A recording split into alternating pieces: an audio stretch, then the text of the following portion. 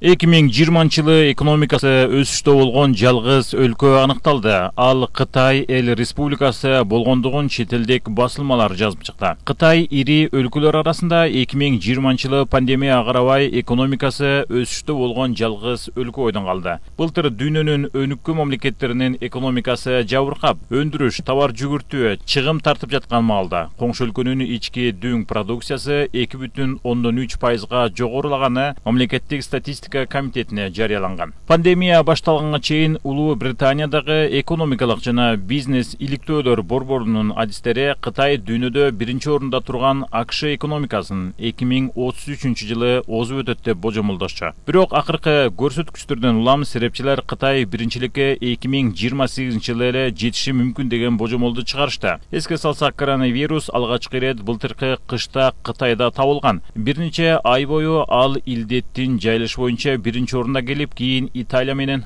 АКШ алдыга чыккан.